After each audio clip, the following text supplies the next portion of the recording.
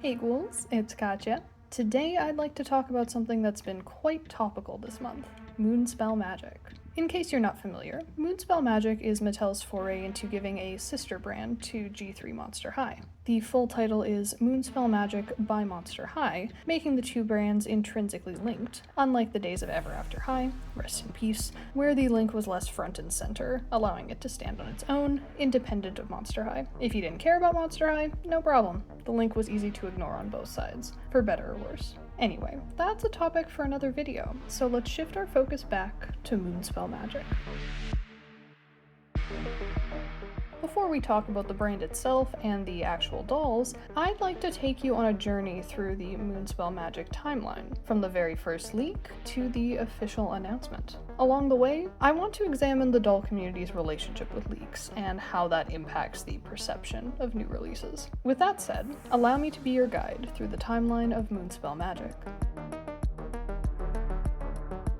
We begin on June 19th, 2025, with a Reddit post from Seeing Mount, Monster High's most reliable leaker. In it, they reveal that Mattel has obtained two new trademarks, Moonspell High and Claire de Luna. They say this could be related to Monster High, and the comments immediately fill with the community's guesses. Witches, fairies, elves, Ever After High's spiritual successor. At this point, it really was anyone's guess. Until October 27th, 2025, it was nothing but crickets for Moonspell High. Luckily, Seeing Mount returned once again with a flurry of Monster High leaks, including more information on Moonspell High. No photos, but we did get the names of the four main characters, alongside confirmation of a playset, all with unique codenames. The line itself was given the codename Project Moth, with the playset having the codename Driver and no actual name. The biggest draw, of course, was the character names. Claire de Luna returns with the newly revealed codename Clairvoyant,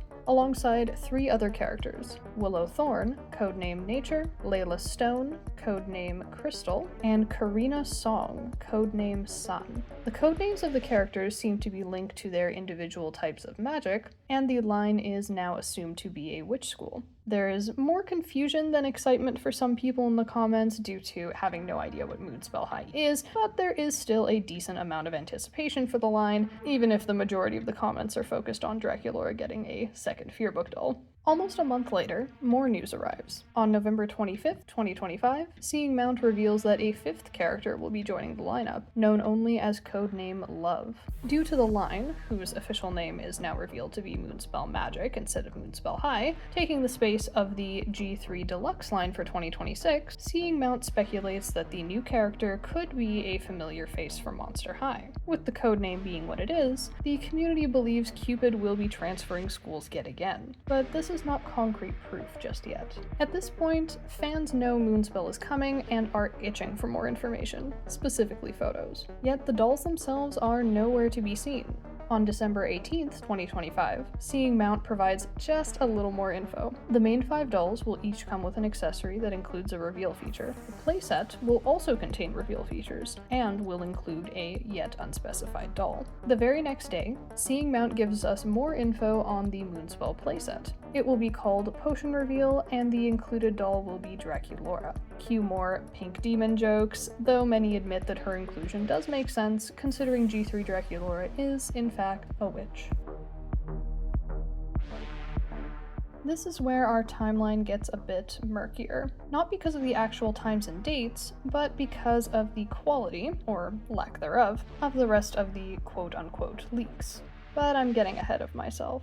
On February 5th, a series of screenshots from Instagram account ScareSource is posted to r/Monster High. These screenshots show a series of Twitter posts from user Moonspell Magic, alleging a lot of things about Moonspell Magic, including character designs and personalities, designers, a show, and Cupid's inclusion. Even though the person who posted this information to Reddit said to take it with a grain of salt, it seemed like few did. The community latched onto these descriptions, becoming more excited than ever. Fan art was drawn, discussions were had, and expectations were set. Many were especially excited to see that only one doll seemed to be human, while the rest were distinctly not. Now that we allegedly knew what the dolls were going to look like, all that was left was for some photos to leak so the community could make their final judgments. 7 days later, on February 12th, the community got their wish. a Reddit user posted an alleged photo of Cupid's Moonspell Magic doll. Unfortunately, the photo was AI generated, and the post has since been deleted. I was only able to recover the image thanks to Misfit Dollies posting it on Blue Sky. February 13th, the very next day, and a Friday no less, the grand reveal. The official Monster High Instagram account makes a post announcing Moonspell Magic, a spin-off line by Monster High. Finally, what we've all been waiting for: photos and character descriptions. But wait, where's Cupid? Why do none of the dolls look like their leaked descriptions? The confusion and displeasure of many fans was immediate. Several posts mourning the lack of Cupid, complaining about the all-human cast, and many critiques of the designs both on their own and compared to the alleged leaked descriptions. A highly anticipated reveal overshadowed by false expectations.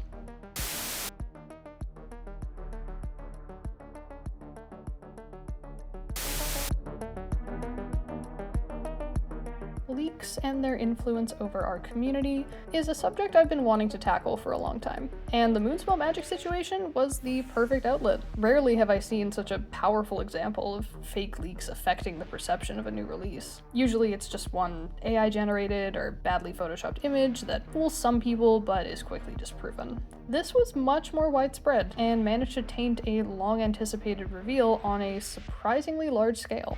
Did everyone believe the fake leaks or even see them? Of course not. And yet, they were surprisingly influential nonetheless. So what's the takeaway for all this? Personally, I want to encourage people to look at things like leaks, especially ones that aren't from reliable sources, with a healthy dose of skepticism. Because, as unfortunate as it is, people do just go on the internet and tell lies. But why do they do that? The answer is, as always, attention. And nothing gets them more attention than their fake leaks being spread around by the very community they're trying to fool. This, my dear ghouls, is what we must avoid. When you see a supposed leak online, take a moment and ask a few questions. What's the source? Is this a real image, or is it AI generated? Is the post coming from an already established account, or is it a brand new one? Taking a moment to analyze what you're seeing is so important, especially now. And not just when it comes to dolls. People lie and AI is widespread. Don't let yourself be fooled if you can help it.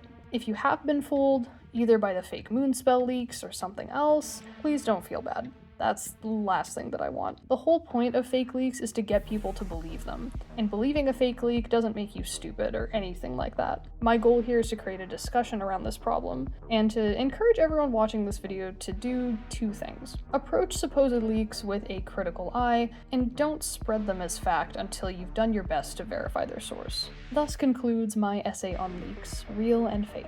But Katya, I hear you say, the video still has time left. And you're right, I haven't even talked about the dolls yet. So without any further ado, let's move on to the dolls. And they are real, I promise.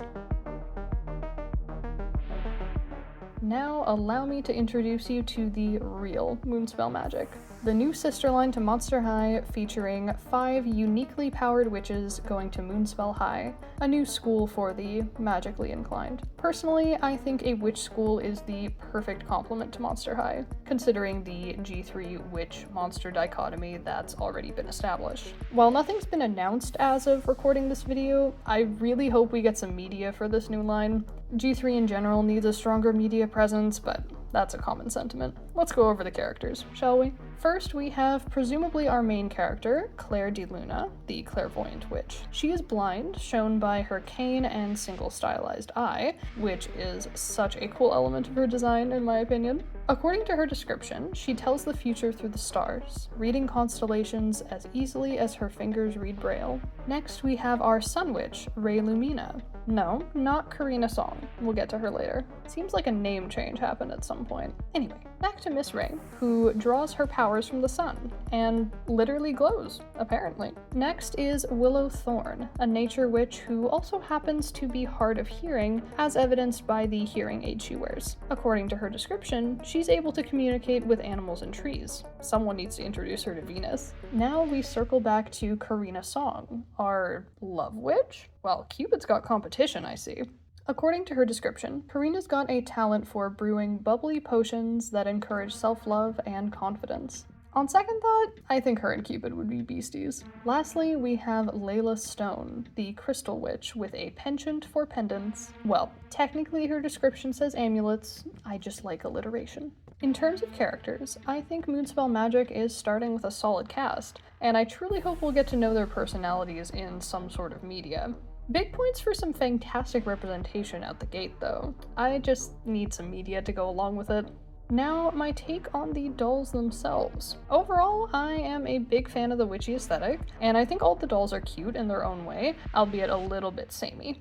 My favorites are Claire and Willow. Oh, how I love dolls in pants. With Karina as a close second. I think all three of them have their own unique style and different silhouettes, and I feel like I can gauge their personalities a little bit from the way they express themselves through fashion, which has always been one of my favorite things about Monster High. Unfortunately, Ray and Layla don't really speak to me. Ray doesn't exactly scream Sun Witch to me, and I think she's the weaker of the two pink dolls regardless. I do feel if she had perhaps a bit of a sunset color scheme, I'd like her a little bit more, but who knows. Layla, however, is easily my least favorite. Literally nothing about her works for me, which is a shame because I am very much a crystal ghoul. Her outfit is incredibly dull to me, especially when compared to Claire and Willow, whose outfits I love. I find the shape of Layla's dress alongside the very crinkly looking fabric jacket, it's a little Playline Barbie, I'm just going to say it. But hey, I don't mind not loving them all because it does save me money in the end.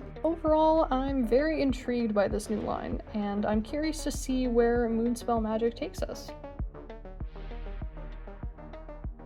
And now we come to the end of our journey, having crept through the story of Moonspell Magic together. But that's only the story so far, and I for one will be eagerly awaiting more. Thank you so much for watching this video, and I really hope you enjoyed it. If you did, please give it a like, it really helps me out. I'd like to do more video essay style content in the future, so if you'd like to see more, please subscribe. I'd love to see you around. As I said earlier, I want this to be a discussion, so please leave your thoughts in the comments. Thank you again so much for watching, and I will see all you ghouls in the next video.